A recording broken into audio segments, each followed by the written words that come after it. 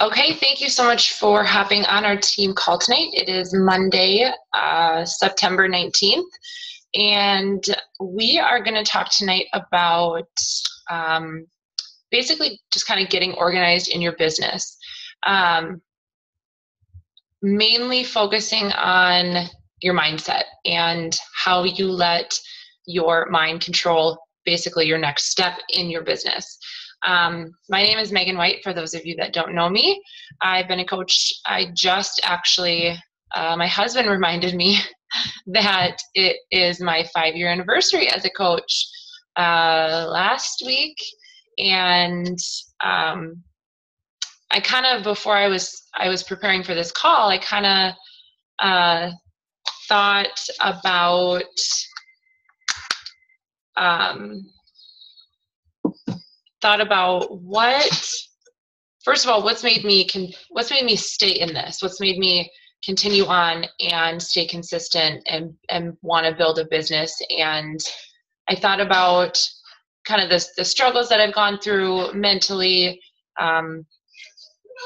and in my business, but mainly mentally, because I mean, in anything you're going to go through physical challenges and obstacles, but really what it comes down to is how you let that affect you and what you do from there. I thought a lot about, like, why have I stuck with it for 5 years, and why do I, see the bigger picture and work towards that and work towards my goals, as opposed to somebody else who started the very same day as me and decided that either this wasn't for them or this wasn't going to work for them. And so, bye, honey. And so, I thought a lot about, like, what is different about somebody who is successful versus somebody who's not.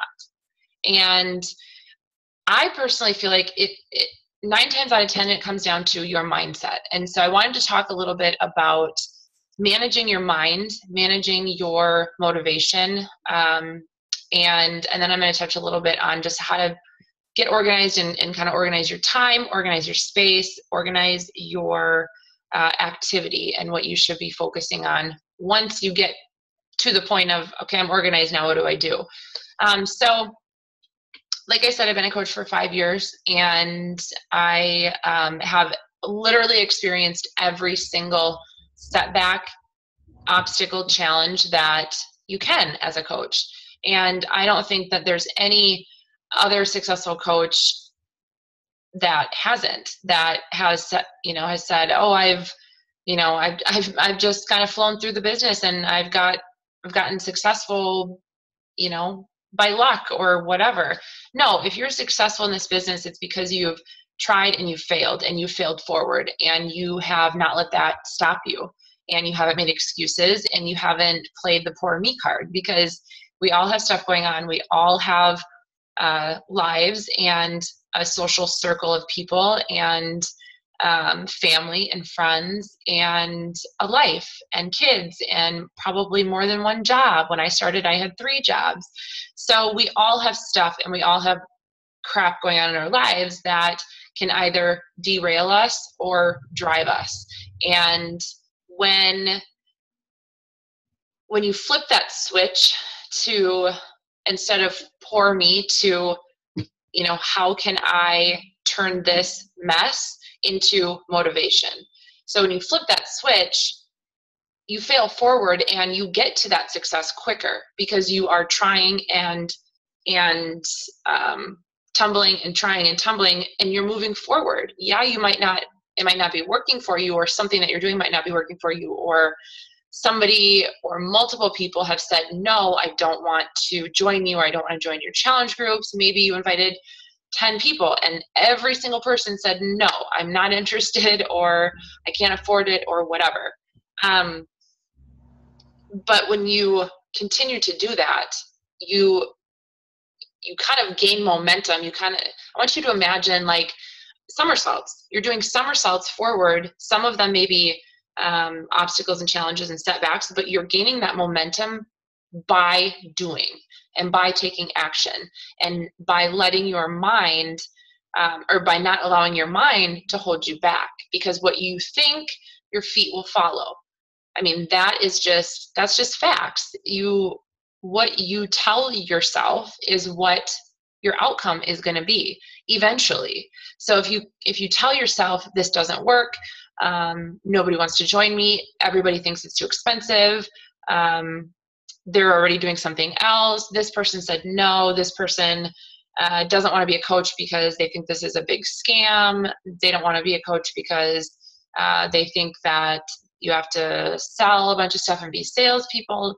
Nobody wants to join me. Nobody wants to join my challenge groups. My challenge groups are quiet. Nobody's interacting. My upline doesn't help me. I don't even know who my upline is. I haven't lost any weight with the products. Shakeology hasn't helped me do anything. I mean, if you are continuously telling yourself these things and you're continuously fueling that negativity and all of the negative things that have maybe happened to you or in your business or have come in contact with your path that you're on, if you feel that, you're just going to grow that. And so obviously what you water grows, and where you spend your time and energy mentally is going to flourish. What you feed flourishes. And if you continue to tell yourself those negative things and talk about those negative things, that's what's going to happen. That's what's going to be your business. But if you tell yourself, well, this person didn't want to join for this reason, and that's okay because I know where I'm headed and I know where I'm going, and I'm going to keep inviting people. And you tell yourself that every time something like that happens, this person doesn't want to join me, but hey, I have 5 more people I'm going to go invite. Or, I haven't lost any weight with the products yet. Or I've been doing this program for, 10 days now and I haven't seen any results at all. But you know what? I could probably be a little bit better with my nutrition, or I could be a little more consistent with my Shakeology. And I'm going to work a little bit harder in my workouts because I know that these programs work, and I know that the products work, and I know that the community of people is really supportive. Am I plugging in? Probably not as much as I could be. So I'm going to do better, and I'm going to try a little bit harder, and I'm going to work a little bit harder because I know I can do it. When you feed that positivity and you tell yourself you already act like you are where you want to be, you're going to carry that confidence. You're going to feel better. You're going to want to do the work that's involved every day. You're going to want to stay consistent. And you continue to tell yourself that yes, I can do this. Yes, I have the discipline to do this. Maybe today I don't want to, but I'm going to anyway because I know that these days are when it matters most, when I don't feel like it, and I do it anyway. Because that's what builds your character, and that's what builds your strength, and that's what builds your commitment and your consistency. So when you flip that switch and you feed into that positivity, what do you think is going to happen? You're going to flourish all this other positivity, and it's, again, you're going to somersault through, maybe some challenges, maybe some setbacks, but you're going to continue to build that momentum and gain that momentum. And guess what? People like positive people. People like people that appear positive, and they can take any negative situation and turn it into a positive. People are drawn to that. People want to be a part of that. People need that. If you look at kind of what's going on around us, there's negativity everywhere with politics and people wanting to lose weight and people criticizing other people because of this, that, and the other thing, or whatever. I mean, you look left and right and there's negativity everywhere.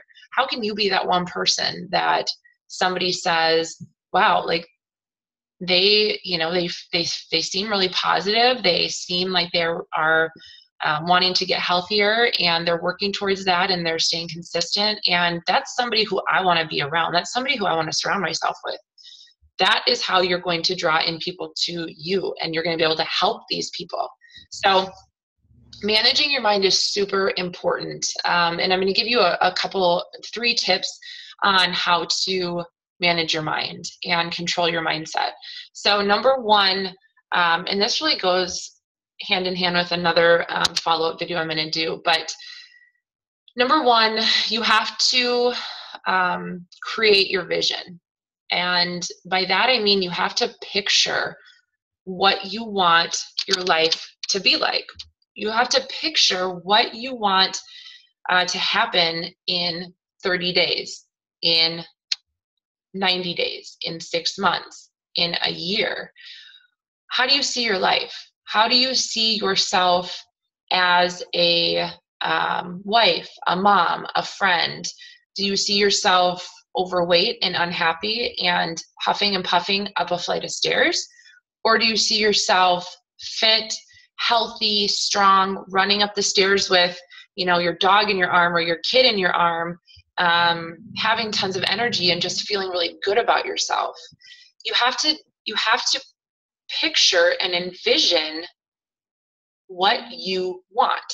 Because if you don't know what you want and you can't see it, then you're not going to be able to feel it, and you're not going to be able to become motivated to work towards that vision that you have. So you have to envision what you want, not only your life to look like, what do you want to look like? Because this business is about health and fitness.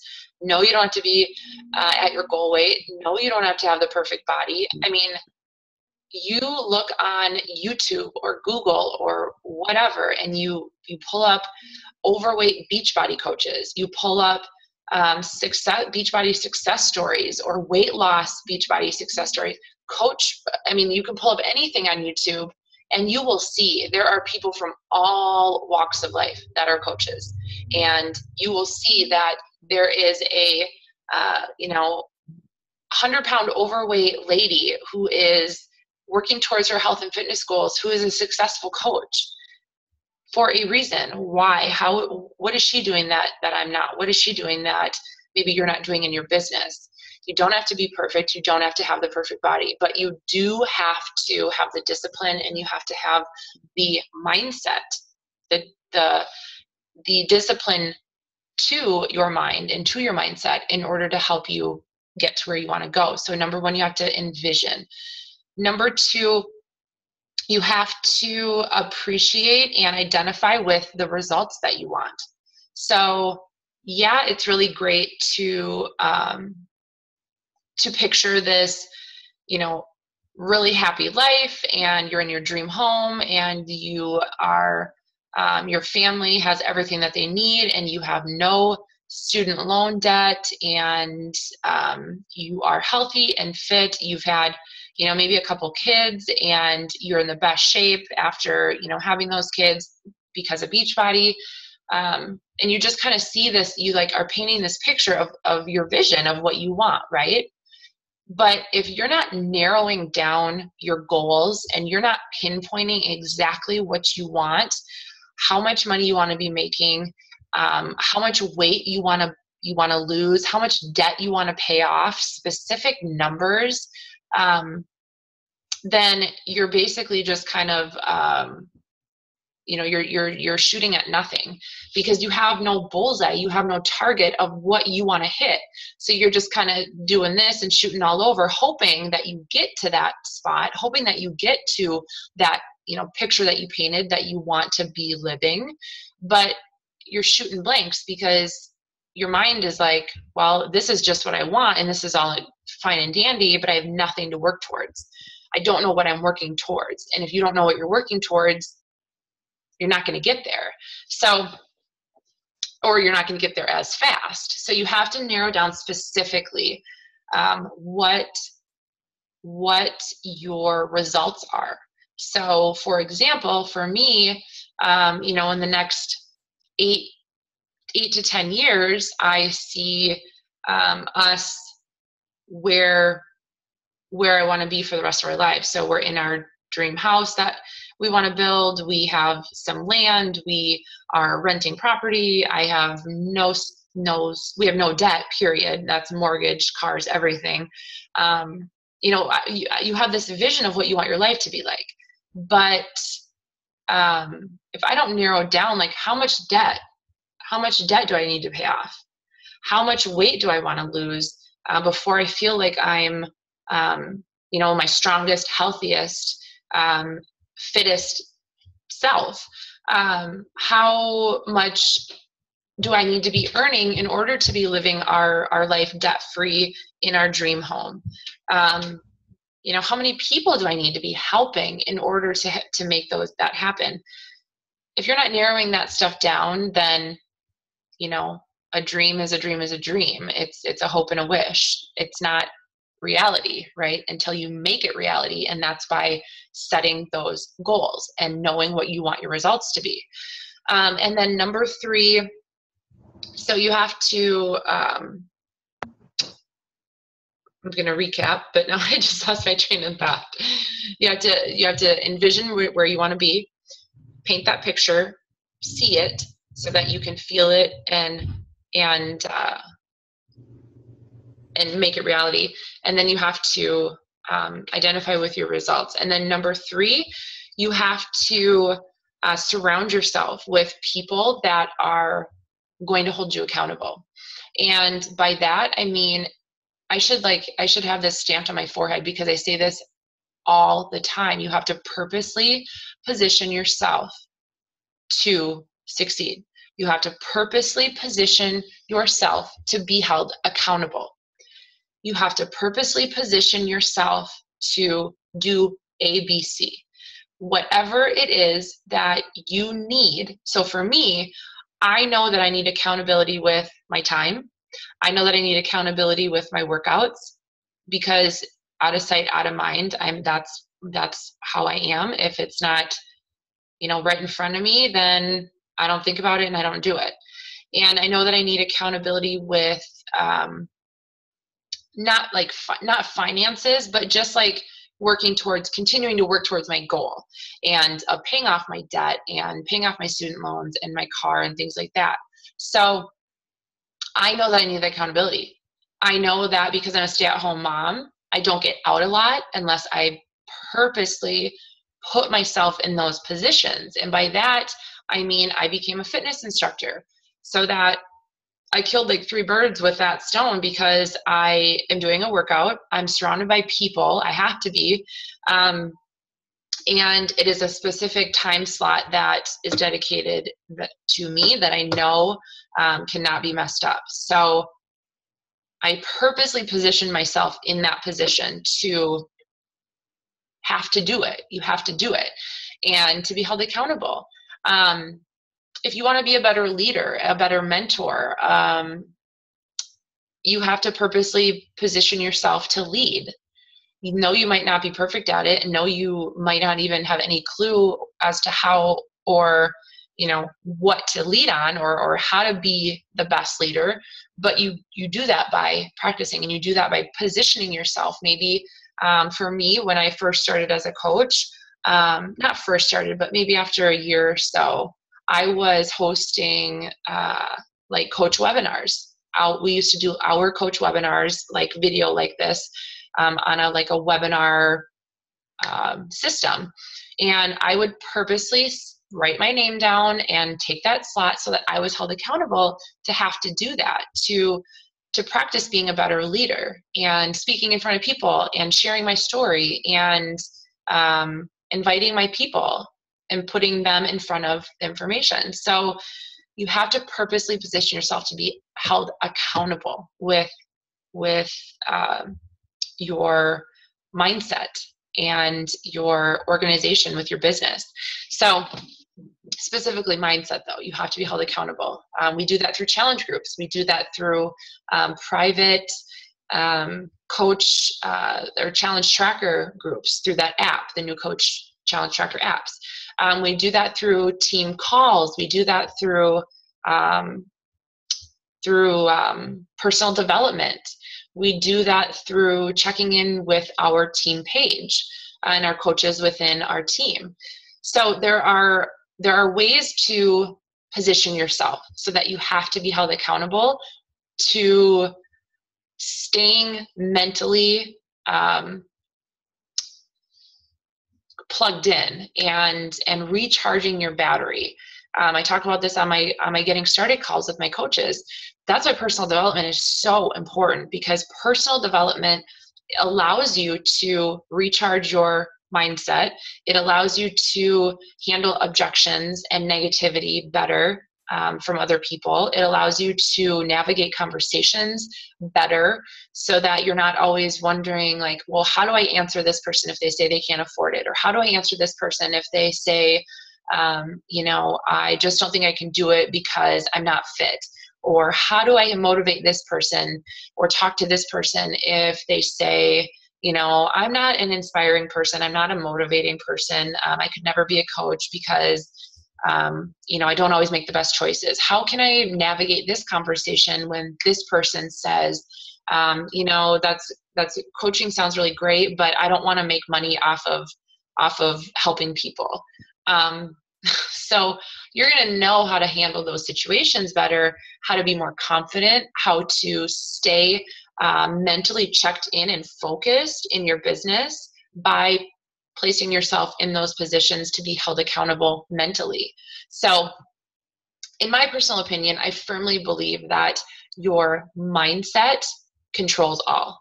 Your mindset controls, not just even in coaching, not even in this business, but your mindset controls how you react to your kids, how you react to your husband, how you react to your friends, how you feel about yourself just on a daily basis, how you interact with other people, how you invite people to your challenge groups and to coaching, how you respond to their objections and their hesitations and their concerns. Your mindset plays a big role in everything that you do. It is like it's like the hub of your actions and of what you do every day.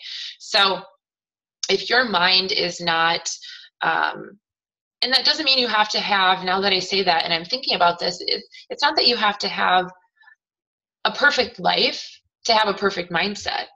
No, you have to be able to work through the crap that's going on in your life. You have to be able to work through mentally. You have to be able to work through and overcome those obstacles and that mess and turn it into your motivation to wanting to overcome, wanting to succeed, wanting to be better, wanting to allow those challenges to help you grow as a person and help build your character and the strength of foundation and ultimately your business. And so, you don't have to have the perfect marriage, the perfect relationship with your kids, the perfect workout schedule. You don't have to have any of that. You just have to wake up every single day.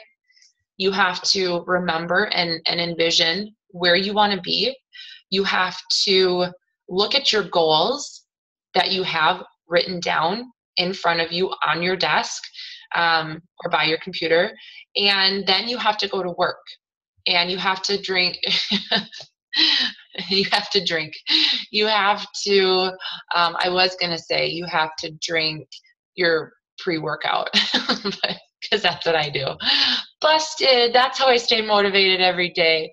No, but seriously, if you're a mom, crap, that caffeine they're like little angels dancing inside your soul, because that's sometimes what we live on is caffeine.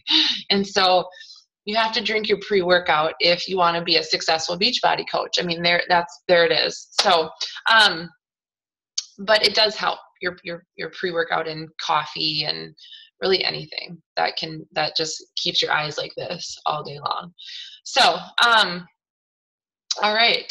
With that being said, let's talk a little bit about how to organize. I'm going to touch on 3 things real quick to wrap this up, but how to organize your space, your time, and your activity within your business. So now we've got our mind right. Now we know what to do every single day when we wake up, and how to continue to fight through that mental fog or those mental blocks that we sometimes have. We know how to handle that now. So my mind's good. Now what do I do? So to organize your space, what I mean by that is, just get a space for your business. Just get a space.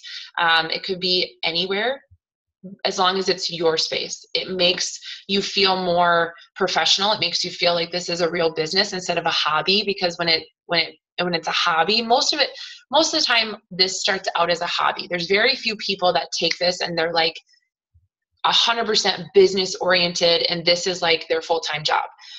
Most coaches, this is not their full-time job. This is a side income for them. But when you treat it like a hobby, it's going to pay you like a hobby. When you treat it like a real business, it's going to pay you like a real business. So get a space where you can call your own. You can go, you can sit and do your work, and then you can leave and go be with your family, or you can unplug and not feel like your business is like attached to the back of your hand like our phones most of the time are. So get a place that you can call your space. And then to organize your time, one thing that we encourage as new coaches is working your business in 1 hour. Now, yes, I work my business in 1 hour, but because I've turned this into a full-time income on less than part-time hours, I might work more here and there. You don't have to be working 8 hours every single day on your business. When I started, I was working a half hour or so on my lunch hour, and then a half hour at night. And that's how I would get my hour in. And it can be broken up into 15-minute chunks of time, depending on where you can fit them in. You can do all 1 hour. You can do a little bit more. You can do a little bit less. But the idea is to stay consistent with your 1 hour, your power hour every single day. You would be so surprised at how much time we waste as human beings on Facebook and watching TV and doing very mindless things. And if you think you don't have 1 hour, I challenge you to write down, like if you're one of those people who are like, I have 17 kids, I have 8 jobs, I do not have time to sit down for 1 hour and help people and invite people, and I do not have any time at all. Like I go to bed folding laundry in my sleep because I'm like, I don't have any extra time. Well, I challenge you to write down what you do all day long, from when you wake up in the early morning of the hours in the morning to go to work before you get ready, to when you go to bed and close your eyes and lay down. I challenge you to write down your time and what you're doing when. And you'll find that you probably spend a lot of mindless time doing things that you don't have to be doing. So like sitting on our phones, playing a game, or scrolling Facebook or whatever. Get paid to plan Facebook and start inviting people to challenge group.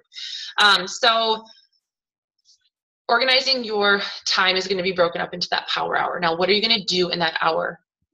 Organizing your activity is the very last thing. And that just means for that 1 hour, what are you going to be doing? Number one, you're going to be inviting people. And number two, you're going to be following up. And number three, I have 4 things instead of just 3. Number 3, you're going to be doing personal development. And then number 4, you're going to be working on social media content. So and you can do however many you want, or you can do in whatever order you want. But just remember that if you always have outgoing, I try to do that first. I try to do all my invites first. If you always have outgoing, you're always going to have incoming. So you're always going to have people to follow up with. When you stop inviting and you push that to the back burner, you don't have a business. You don't have, you're not helping anybody. You're not inviting anybody. You have nobody in challenge groups. You have nobody joining your team. So you have to be inviting, and you have to be working from a list. Now you can do those 4 things, like I said, in whatever order, but eat your frog first. The thing that is most difficult for you, I suggest doing that first and get that out of the way. So just to recap real quick before I wrap it up here, it's very important to start managing your mind. And it's very important that you protect your energy and your focus and your ultimately your goals and your priorities.